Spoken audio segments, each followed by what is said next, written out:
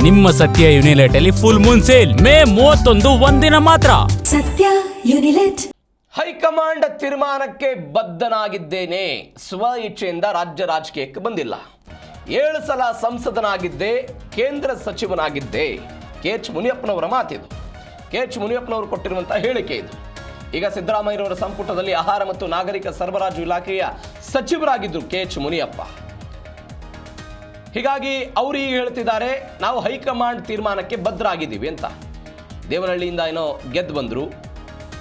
ಅದಕ್ಕಿಂತ ಮೊದಲು ರಾಷ್ಟ್ರ ರಾಜಕಾರಣದಲ್ಲಿ ಇದ್ದಂತಹ ಮುನಿಯಪ್ಪನವರು ರಾಷ್ಟ್ರ ರಾಜಕಾರಣದಲ್ಲಿದ್ದರು. ಅದಾದ ನಂತರ ರಾಜ್ಯ ವಿಧಾನಸಭಾ ಚುನಾವಣೆಗೆ ಅವರು ಸ್ಪರ್ಧೆಯನ್ನು ಮಾಡಿದರು.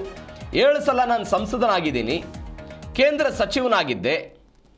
ನನ್ನ ಹಿರಿತನದ ಮೇಲೆ ಹೈಕಮಾಂಡ್ ತೀರ್ಮಾನ ಮಾಡುತ್ತೆ. ಪುತ್ರಿಗೆ ಅವಕಾಶವನ್ನು ಕೊಡೋದ್ರ ಬಗ್ಗೆ ನನಗೆ ಗೊತ್ತಿಲ್ಲ ಅಂತ. ಅಂದರೆ KH ಮುನಿಯಪ್ಪನವರನ್ನು ಬಿಟ್ಟು ಅವರ ಪುತ್ರಿಗೆ ಅವಕಾಶವನ್ನು ಕೊಡ್ತಾರೆ ಎನ್ನುವಂಥ ಸುದ್ದಿಗಳು ಬಂದಿತ್ತು. ಅಂದರೆ ಸಚಿವ ಸಂಪುಟಕ್ಕೆ ಅವರಿಗೆ ಅವಕಾಶವನ್ನು ಮಾಡಿಕೊಡ್ತಾರೆ ಅಂತ. 7 ಬಾರಿ ಸತತವಾಗಿ ಇವರು ಸಂಸದರಾಗಿದ್ದರು. ಕೇಂದ್ರದಲ್ಲಿ ಸಚಿವರಾಗಿ, ಕೇಂದ್ರ ರೈಲ್ವೆ ಖಾತೆ ರಾಜ್ಯ ಸಚಿವರಾಗಿ ಎಲ್ಲ ಕೆಲಸವನ್ನು ಮಾಡಿದ್ರು. MSME ಸಚಿವರು ಕೂಡ ಎಲ್ಲ ಆಗಿದ್ದರು. ಅದಾದ ನಂತರ ವಿಧಾನಸಭಾ ಚುನಾವಣೆಗೆ ಅವರೆಲ್ಲ ಬಂದರು.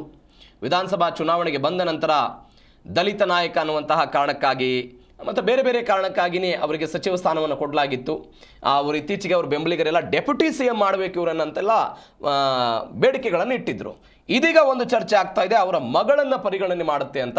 ಬಟ್ ನನಗೆ ಅದ್ರ ಬಗ್ಗೆ ಗೊತ್ತಿಲ್ಲ ಅಂತ KH ಮುನಿಯಪ್ಪನವರು ಹೇಳಿದ್ದಾರೆ.